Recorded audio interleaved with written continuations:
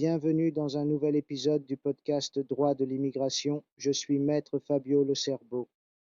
Aujourd'hui, nous analysons une décision qui mérite toute notre attention, celle des avocats, des professionnels du secteur et surtout des ressortissants étrangers confrontés à une situation de précarité de logement. Je fais référence au jugement du tribunal administratif régional du Latium, section première terre, numéro 3962 de 2026, affaire numéro 1545 de 2022, publié le 20 février 2026. Les faits sont simples. Un ressortissant étranger demande le renouvellement de son titre de séjour pour travail salarié. La préfecture de police rejette la demande au motif que l'intéressé ne dispose pas d'un domicile réel et vérifiable et qu'il se trouve en situation d'irréparabilité. Le tribunal confirme le refus. Le point central est le suivant. La certitude de la situation de logement est considérée comme une condition indispensable pour la délivrance ou le renouvellement du titre de séjour. Avoir un emploi ne suffit pas.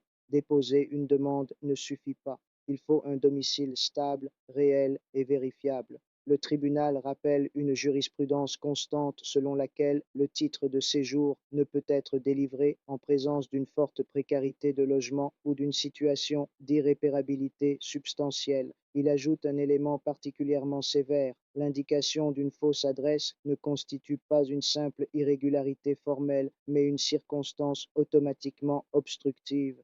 Cela signifie que le domicile n'est pas un détail administratif secondaire. Il s'agit d'un élément substantiel. L'État doit pouvoir savoir où se trouve la personne autorisée à séjourner sur le territoire. Il ne s'agit pas uniquement d'une question administrative, mais également d'ordre public. Un autre principe est rappelé, le principe tempus regit actum, une attestation d'hébergement produite postérieurement à la décision de refus ne peut pas régulariser rétroactivement une situation irrégulière existant au moment de la décision. Cette décision envoie un message clair.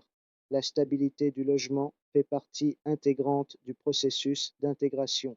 Sans enracinement effectif et concret sur le territoire, le titre de séjour devient juridiquement fragile. Il faut être lucide. L'intégration ne se limite pas au travail. Elle implique une présence réelle, traçable et stable. Elle suppose le respect des règles, y compris celles relatives à la résidence. Pour cette raison, toute personne qui assiste un ressortissant étranger doit vérifier avec la plus grande attention la situation de logement avant de déposer une demande de renouvellement. Une erreur sur ce point peut compromettre l'ensemble de la procédure administrative. En droit de l'immigration, les détails ne sont jamais de simples détails. À très bientôt pour le prochain épisode.